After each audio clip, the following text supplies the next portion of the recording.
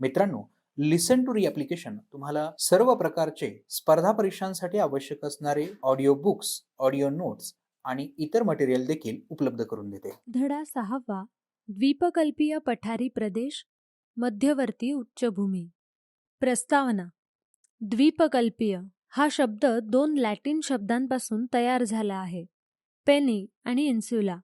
पहिल्या शब्दाचा अर्थ होतो जवळजवळ आणि दुसऱ्या शब्दाचा अर्थ द्वीप असा होतो. म्हणून द्वीपकल्प म्हणजेच जवळजवळ द्वीपासारखी असणारी भूमी असा या शब्दाचा अर्थ होतो. हा भूमीचा असा भाग असतो की ज्याच्या 3 बाजू पाण्याने वेढलेल्या असतात. हा भूभाग समुद्रात घुसल्यासारखा दिसतो. उत्तर भारतीय मैदानी प्रदेशाच्या दक्षिणेकडे असलेला भूभाग म्हणजे भारतीय द्वीपकल्प होय. भारतीय द्वीपकल्प हा पृथ्वीवरील सर्वात प्राचीन भूभागांपैकी एक आहे. प्राचीन काळापासून त्याच्यात अनेक बदल घडत आले आहेत.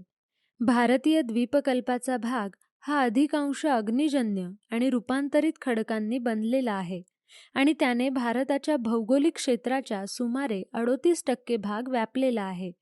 भारतीय द्वीपकल्प हे विविध खनिजांचे भांडार आहे. विशेषतः अरवली पर्वत, छोटा नागपूरचे पठार, पूर्व घाट आणि कर्नाटकचे पठार हे खनिज संपन्न प्रदेश आहेत. मूलतः द्वीपकल्प हा पठारांची एक मालिकाच आहे. प्रत्येक पठाराला वेगळी प्राकृतिक वैशिष्ट्ये आहेत. पश्चिम घाट हा अरबी समुद्र आणि बंगालचा उपसागर यांच्या जलोत्सारणाला अलग करणारा महाद्वीपीय जलविभाजक आहे. नर्मदा नदीला द्वीपकल्पीय प्रदेशाचे 2 भागात विभाजन करणारी दुभाजकं मानतात.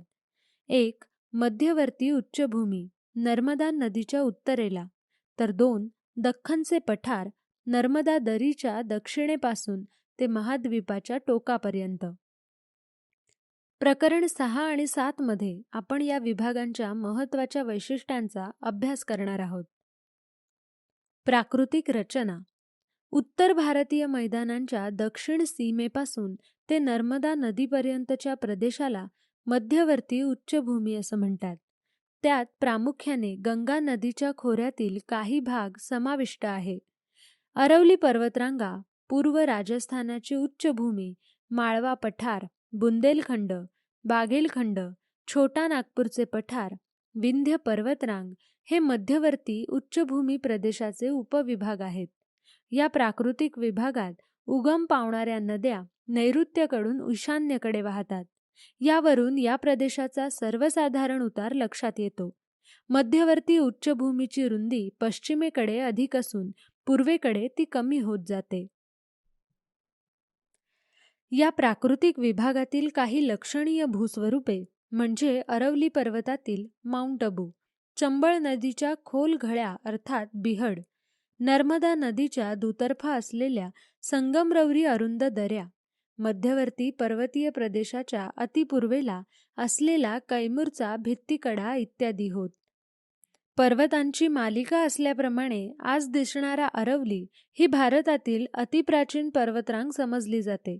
ती नैऋत्य ईशान्य दिशेत पसरली आहे. नैऋत्येला तिची रुंदी अधिक असून ईशान्येकडे ती अरुंद होत गेली आहे. अरवलीमधील मुख्य भाग हा माउंट अबू आणि अजमेर यांच्यामधील डोंगराच्या रूपात आहे. त्यात या डोंगर रांगांमधील सर्वात उंच शिखर गुरु शिखर आहे. ईशान्येकडे जसजसे जावे तसतसे या डोंगरांची उंची कमी कमी होत जाते आणि पुढे तर ती तुटक डोंगरांप्रमाणे दिसू लागते. बनास नदीच्या जोरदार प्रवाहामुळे पूर्वेकडील उताराची आणि लुनी नदीमुळे पश्चिमेकडील उताराची धूप झाली आहे. त्यामुळे अरवली पर्वतरांग खूप मोठ्या प्रमाणात झिजली आहे. अर्थातच ही झीज पूर्वेकडील उतारावर जास्त प्रमाणात झाली आहे. त्यामुळे अरवली पर्वतरांगेचा मधला भाग जास्त अरुंद झाला आहे आणि त्याचा आकार डमरूसारखा झाला आहे. अरबी समुद्र आणि बंगालचा उपसागर यांच्या जलोत्सारणाच्या जलविभाजकाचा एक भाग म्हणजे या पर्वतरांगा आहेत. आमचे असेच ऑडिओ लेक्चर ऐकत राहण्यासाठी तुम्ही या ऑडिओ सोबतच्या लिंकवर क्लिक करून प्ले स्टोअरवरून आपले ॲप्लिकेशन डाउनलोड करू शकता. पूर्व राजस्थानची उच्चभूमी. अरवली पर्वतरांगांच्या पायथ्यापासून पूर्वेकडे पूर्व राजस्थानची उच्चभूमी पसरलेली आहे. इतरत्र असलेल्या सपाट जमिनीवर अरुंद कमी उंचीच्या टेकड्या नैऋत्य ईशान अशा पसरल्या आहेत. या भागाची सरासरी उंची सुमारे 300 मीटर आहे. काही टेकड्यांची उंची सुमारे 600 मीटर आहे. या प्रदेशात बनास नदी वाहते. ती चंबळ नदीची उपनदी आहे. हा प्रदेश म्हणजे अरवली डोंगररांगा आणि मध्य भारत पठार यांच्यातील संक्रमण क्षेत्र आहे. ते पूर्वेकडील मैदानापर्यंत पसरले आहे. तेथे चंबळ आणि सिंध नद्यांचे जलोत्सारण क्षेत्र आहे. या नद्यांच्या प्रवाहाला लागून असलेल्या आणि विशेषतः चंबळ नदीच्या प्रवाहालगत असलेल्या भूभागाचे वैशिष्ट्य म्हणजे खोल कडेकपारी. नद्यांच्या प्रवाहामुळे या कडेकपारी खालपर्यंत कापल्या गेल्या आहेत. चंबळच्या या कडेकपारी बिहड म्हणून ओळखल्या जातात. बुंदेलखंड. माळव्याच्या पठाराच्या ईशान्येला असलेल्या प्रदेशाला बुंदेलखंड म्हणतात. तो मध्य प्रदेशाचा उत्तर भाग आणि त्याला लागून असलेला उत्तर प्रदेशाचा दक्षिण भाग या दरम्यान पसरलेला आहे. या भागात प्रामुख्याने कणाश्म म्हणजेच ग्रॅनाइट खडक आढळतो. बुंदेलखंडाचा उत्तर भाग हा लक्षणीयरित्या सपाट असून तो उत्तर भारतीय मैदानी प्रदेशात सहजपणे मिसळलेला आहे. सपाट भूभाग तीव्र उताराच्या पठारांच्या मालिकेने विभागला गेला आहे. अधूनमधून एकेकट्या टेकड्या असलेला सपाट भूप्रदेश असे बुंदेलखंडाच्या एकूण भूस्वरूपाचे वर्णन करता येईल. यमुना नदीच्या खोऱ्याचा एक भाग बुंदेलखंडने व्यापलेला आहे. सिंध ही प्रमुख नदी उत्तर दिशेला वाहत जाते आणि यमुनेला जाऊन मिळते. माळवा पठार. मध्यवर्तीय पठाराचा नैऋत्य भाग माळवा पठाराने व्यापला आहे. या पठाराची सरासरी उंची 500 मीटर आहे. कमी उठाव आणि सलग भूप्रदेश ही याची वैशिष्ट्ये आहेत. माळव्याच्या सपाट भूप्रदेशावर काही ठिकाणी कमी उंचीच्या टेकड्या आहेत. त्या पठारी पृष्ठभागाच्या वर दिसून येतात. माळव्याच्या पठाराचा बहुतांश भाग हा मध्य प्रदेश राज्यात येतो. हे पठार पश्चिमेला अरवली रांग आणि दक्षिणेला विंध्य रांग यांच्यामध्ये येते. या प्रदेशातून मही नदी उगम पावते. ती पुढे गुजरात प्रदेशात जाते. तसेच चंबळ आणि बेटवा या नद्याही उगम पावतात आणि त्या उत्तरेकडे वाहतात. विंध्याचल बाघेलखंड. बुंदेलखंडाच्या आग्नेयेला आणि माळवा पठाराच्या पूर्वेला जो प्रदेश तो विंध्याचल आणि बाघेलखंड म्हणून ओळखला जातो. हा टोन्स, शोण आणि त्यांच्या उपनद्यांचा प्रदेश आहे. विंध्याचल पर्वताची नैऋत्य ईशान दिशेत कड्यांची एक साखळीच तयार झाली आहे.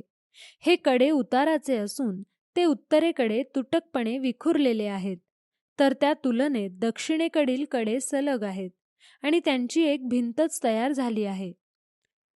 विंध्यचलाचा बहुतांश भाग मध्य प्रदेश राज्यात येतो. त्याचा पूर्वेकडील विस्तार उत्तर प्रदेशाच्या पूर्व भागापर्यंत आहे. विंध्यचलाच्या पूर्वेकडे बाघेलखंड प्रदेश आहे. तो मध्य प्रदेशाच्या पूर्व भागात आणि छत्तीसगड राज्याच्या उत्तर भागात पसरला आहे. शोण, नर्मदा ही मध्यवर्ती उच्चभूमी आणि दख्खनचे पठार यांच्यामधील प्राकृतिक सीमारेषा मानली जाते. बाघेलखंड प्रांतातून नदीच्या बहुतेक उपनद्या उगम पावतात. त्या आग्नेय दिशेकडून नैऋत्य दिशेकडे वाहतात आणि शेवटी शोण नदीच्या गर्तेला जाऊन मिळतात. छोटा नागपूरचे पठार. या पठाराचा बराच मोठा भाग हा झारखंड राज्यात असून त्याचा विस्तार शेजारील पश्चिम बंगाल, छत्तीसगड आणि ओडिशा या राज्यात झालेला आहे. हे पठार देशातील खनिज संपत्तीने संपन्न प्रदेशांपैकी एक आहे. पट्टिताश्म खडक या प्रदेशाच्या मध्यवर्ती भागात मोठ्या प्रमाणात आढळतात. गोंडवन निर्मित खडकातील उच्च प्रतीच्या कोळशामुळे छोटा नागपूरचा प्रदेश हा खनिज संपन्न झाला आहे. मूलतः छोटा नागपूरचे पठार हे वेगवेगळ्या स्तरांवर असणाऱ्या पठारांची एक मालिकाच आहे. या पठारांचा पृष्ठभाग सपाट आहे आणि मध्ये कमी उंचीच्या गोलाकार घुमटासारख्या टेकड्यांनी तो सजलेला आहे. पठारांना अलग करणाऱ्या कड्यावरून वाहणाऱ्या जलप्रवाहांमुळे या पठारावर प्रेक्षणीय धबधबे तयार झाले आहेत. विंध्यरांग. विंध्यरांग ही उत्तर आणि दक्षिण भारतामधील प्रत्यक्ष सीमारेषा म्हणून ओळखली जाते. तिचा विस्तार मध्य प्रदेशाच्या पश्चिम भागापासून ते पूर्वेला बिहारपर्यंत जवळजवळ 1100 किलोमीटर आहे. या रांगेची सरासरी उंची सुमारे 450 ते 600 मीटर आहे, पण काही ठिकाणी ती 900 मीटरपेक्षा जास्त आहे. या रांगेत फारशी शिखरं नाहीत. या रांगेची दक्षिण सीमा नर्मदा नदीच्या खचदरीने अधोरेखित केलेली आहे. विंध्य रांगेचे उत्तरेकडील उतार अगदी सौम्य आहेत आणि ते उत्तरेकडे दूरवर पसरलेले आहेत. आमचे असेच ऑडिओ लेक्चर ऐकत राहण्यासाठी तुम्ही या ऑडिओसोबतच्या लिंकवर क्लिक करून प्ले स्टोअरवरून आपले ॲप्लिकेशन डाउनलोड करू शकता. हवामान. द्वीपकल्पीय पठारी प्रदेश विस्ताराने मोठा असल्यामुळे येथील हवामानात मोठे वैविध्य आढळते. पश्चिम घाटाच्या पूर्वेकडील शुष्क हवामानाचा भाग वगळता भारतीय द्वीपकल्पातील बहुतांश पठारी प्रदेशात उष्णकटिबंधीय आर्द्र कोरडे प्रकारचे हवामान आढळते. हिवाळा आणि उन्हाळ्याच्या सुरुवातीचा दीर्घ कालावधी कोरडा असतो. या काळात 18 अंश पेक्षा जास्त तापमान असते. उन्हाळा हा खूप उष्ण असतो आणि कमी उंचीच्या अंतर्गत भूभागातील तापमान मे महिन्यात 45 अंश पेक्षा जास्त असू शकते. जून ते सप्टेंबर दरम्यान पावसाळा असतो आणि वार्षिक पर्जन्यमान 750 ते 1500 मिलीमीटर असते. अरवली रांगेच्या पूर्वेकडे मध्य प्रदेश आणि झारखंड राज्यात कोरड्या आणि दमट उपोष्णकटिबंधीय हवामानाचा अनुभव येतो. पाऊस बहुधा उन्हाळ्यात पडतो आणि हिवाळा सर्वसाधारणपणे कोरडा असतो. उन्हाळा कडक असतो आणि सखल प्रदेशात तापमान 46 अंश पर्यंत जाऊ शकते. मे आणि जून हे सर्वाधिक तापमानाचे महिने असतात. मृदा. बेसॉल्ट खडकापासून बनलेली काळी मृदा मध्य प्रदेशात आढळते. त्यामध्ये चिकणमातीचे प्रमाण अधिक असते आणि ती ओलावा टिकवून ठेवणारी असते. लाल मृदा अरवली रांगांमध्ये आढळते. या मृदेत नायट्रोजन, फॉस्फरस आणि सेंद्रिय द्रव्ये याची कमतरता असते आणि लोह भरपूर प्रमाणात असते. अतिपर्जन्य असलेल्या प्रदेशात जांभी मृदा आढळते. पावसाच्या पाण्यामुळे मातीच्या वरच्या थरातील घटक द्रव्ये निचरा होऊन निघून जातात. या मृदेत लोहांशाचे प्रमाण जास्त असते. नैसर्गिक वनस्पती आणि प्राणीजीवन. माळवा प्रदेशातील नैसर्गिक वनस्पती म्हणजे उष्णकटिबंधीय शुष्क वने होत. त्यामध्ये विखुरलेली सागाची जंगले आहेत. तेथे मुख्यतः बाभूळ, पळस हे वृक्ष आढळतात. सांबर, काळवीट, चिंकारा हे सामान्यपणे आढळणारे प्राणी आहेत. गेल्या शतकात जलद गतीने जंगलतोड झाली आहे. त्यामुळे पर्यावरणासंबंधी समस्या निर्माण झाल्या आहेत. उदाहरणार्थ पाण्याचे दुर्भिक्ष्य आणि वाळवंटात रूपांतर होण्याची भीती. मध्यवर्ती उच्चभूमीत कोरडी पानझडी वृक्षांची वने आढळतात. या पठारावर विविध प्रकारचे अनेक नैसर्गिक अधिवास आढळतात. त्यात प्रामुख्याने साल वृक्षाची वने आढळतात. येथील वने शुष्क आणि आर्द्र प्रकारची आहेत आणि झाडांची उंची सुमारे 25 मीटरपर्यंत असते. या पठारावर काही ठिकाणी दलदल आहे. काही भागात बांबूची वने आणि छोटी झुडपे आढळतात. येथे आढळणाऱ्या प्राण्यांमध्ये वाघ, आशियाई हत्ती, चारशिंगी सांबर, काळवीट, चिंकारा, रानटी कुत्रा यांचा समावेश आहे. तर पक्ष्यांमध्ये सारंग आणि धनेश पक्षी मुख्यतः आढळतात. अर्ध्याहून अधिक वने चरण्यासाठी म्हणून साफ केली जातात आणि खाणकामही मोठ्या प्रमाणावर चालते. त्यामुळे प्राण्यांना वावरणे कठीण झाले आहे आणि हत्ती आणि वाघ यासारख्या प्राण्यांच्या अस्तित्वाला धोका निर्माण झाला आहे. म्हणून पठाराचा काही भाग संरक्षित केला आहे. लोकसंख्या आणि वसाहती. छत्तीसगड राज्याचा अपवाद वगळता द्वीपकल्पीय पठारी प्रदेशात लोकसंख्येची घनता 200 ते 500 व्यक्ती प्रति चौरस किलोमीटर इतकी आहे. तर छत्तीसगड राज्यात ती 100 ते 200 व्यक्ती प्रति चौरस किलोमीटर आहे. 2011च्या जनगणनेनुसार. या प्रदेशात अनेक जमाती आहेत. उदाहरणार्थ भिल्ल आणि मीनास ह्या जमाती. त्या प्रदेशातील इतर लोकसंख्येपेक्षा त्यांच्या बोलीभाषा आणि सामाजिक जीवन अतिशय वेगळे आहे. ते विविध भाषा बोलतात आणि संस्कृती जोपासतात.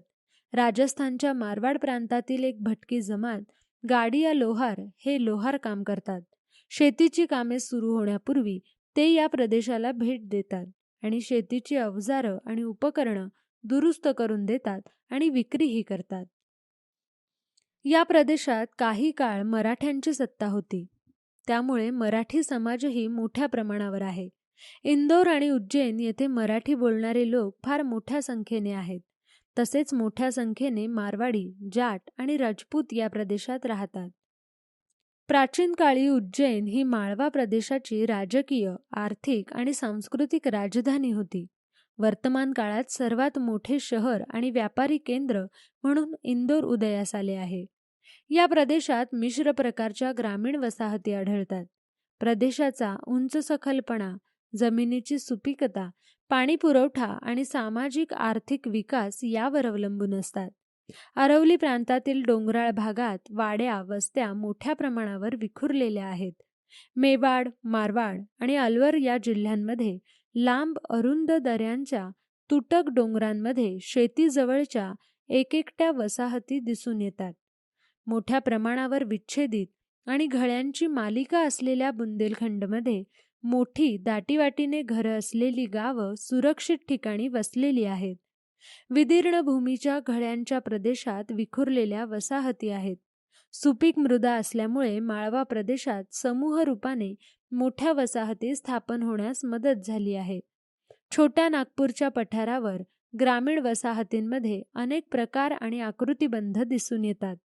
बागेलखंड पठार आणि छत्तीसगडच्या मैदानी प्रदेशात बंदिस्त आणि समूह स्वरूपाच्या वसाहती सुपीक आणि सपाट प्रदेशामुळे विकसित झाल्या आहेत. आमचे असेच ऑडिओ लेक्चर ऐकत राहण्यासाठी तुम्ही या ऑडिओसोबतच्या लिंकवर क्लिक करून प्ले स्टोअरवरून आपले ॲप्लिकेशन डाउनलोड करू शकता. आर्थिक विकास. बुंदेलखंड आणि त्याच्या आसपासचा प्रदेश भूमी, वने आणि खनिजे या साधनसंपत्तीच्या दृष्टीने संपन्न आहे. हे क्षेत्र शेती, उद्योग यामध्ये इतरांपेक्षा खूप मागासलेले आहे. शेती.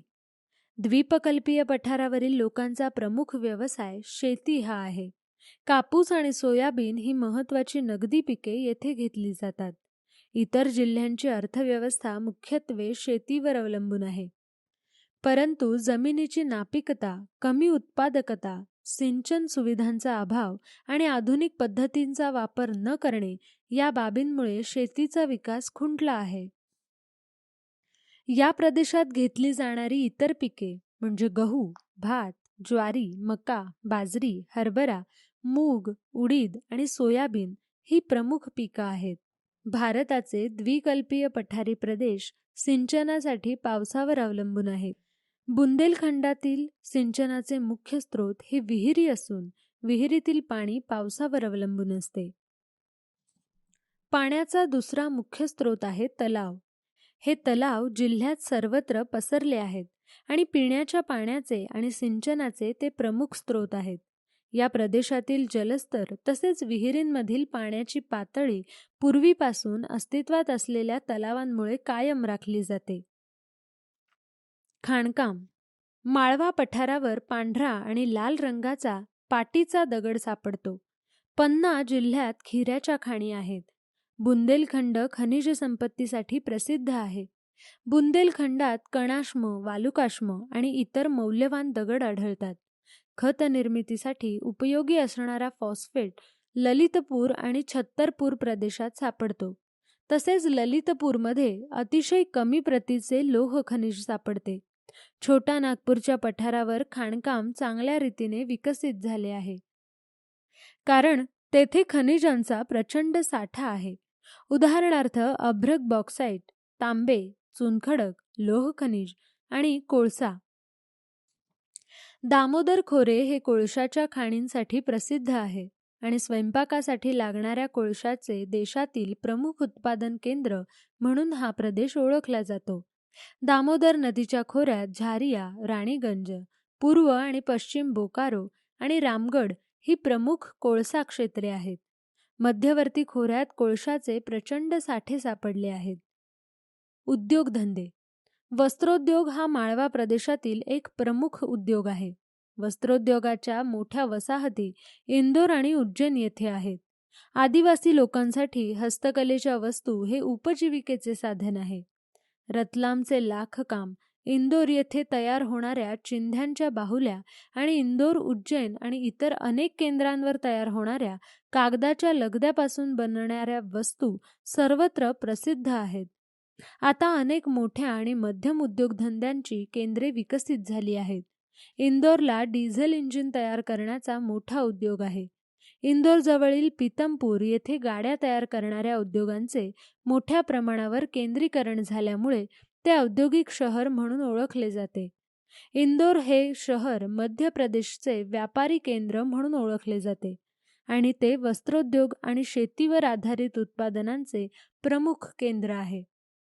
वाहतूक. मध्यवर्ती उच्चभूमी प्रदेशाच्या अधिकांश भागात बस आणि रेल्वे मार्ग विस्तारलेले आहेत. जबलपूर, इंदोर आणि भोपाळ या शहरांमध्ये आंतरराज्य बसस्थानके आहेत आणि रस्त्यांचे उत्तम जाळे आहे. रेल्वेचे जाळे संपूर्ण प्रदेशभर पसरले आहे. जबलपूर हे भारतीय रेल्वेच्या पश्चिम मध्य रेल्वे क्षेत्राचे मुख्यालय आहे. पर्यटन. बुंदेलखंड आणि बाघेलखंड यांना समृद्ध सांस्कृतिक पार्श्वभूमी आहे. बुंदेलखंडमध्ये अनेक किल्ले, राजवाडे आणि मंदिरे आहेत. प्राचीन संस्कृती आणि परंपरांसाठी प्रसिद्ध असलेला मध्य प्रदेश त्याच्या पुरातन शिल्प, स्मारकांसाठी आणि सर्व धर्मांच्या हिंदू, मुस्लिम, जैन आणि बौद्ध तीर्थक्षेत्रांसाठी प्रसिद्ध आहे. क्षिप्रा नदीच्या काठी वसलेले उज्जैन शहर कुंभमेळ्यासाठी प्रसिद्ध आहे. नैसर्गिक आपत्ती आणि पर्यावरण समस्या. या प्रदेशातील मुख्य पर्यावरणीय समस्या या वृक्षतोड, खाणकाम, औद्योगिकीकरण, वीज निर्मिती, शहरीकरण, वाहनांची वर्दळ आणि विकास प्रकल्प या बाबींशी संबंधित आहेत. या प्रदेशातील वनांची संख्या बेसुमार वृक्षतोडीमुळे घटत आहे. विकास प्रकल्प, खाणकाम आणि वाहतुकीचा विकास यामुळे बहुमूल्य हजारो हेक्टर वनांचा बळी गेला आहे. काही मौल्यवान वने शेतीच्या विस्तारामुळे नष्ट झाली आहेत. द्वीपकल्पीय उच्चभूमी हे भारताच्या खनिज संपत्तीची आणि इंधन स्रोतांची भांडारे आहेत. सुस्पष्ट खाणकाम धोरण नसल्याने खाण मालक पर्यावरणाचा ऱ्हास करीत आहेत. खाण बंद करण्यापूर्वी किंवा दुसरीकडे जाण्यापूर्वी जमीन पुन्हा पूर्वीसारखी सपाट करण्याला किंवा नवीन वृक्षांची लागवड करण्याला ते बांधील नाहीत. खाणींच्या जवळ राहणाऱ्या लोकांच्या आरोग्यावर खनिजांचे कण, धूळ, स्फोट, खाणीतील आगी इत्यादींचे दुष्परिणाम होतात. या प्रदेशात अनेक औष्णिक प्रकल्प आणि कोळसा प्रकल्प आहेत. विद्युत प्रकल्पातून निघालेले टाकाऊ पदार्थ आजूबाजूचे जलस्रोत आणि जलसाठे प्रदूषित करतात. लिसन टू ॲप्लिकेशन तुम्हाला सर्व स्पर्धा परीक्षांसाठी आवश्यक असणारी ऑडिओ नोट्स, ऑडिओ बुक्स आणि इतर मटेरियल देखील उपलब्ध करून देते. चला तर मित्रांनो, भेटूयात पुढच्या लेक्चरमध्ये. तोपर्यंत धन्यवाद.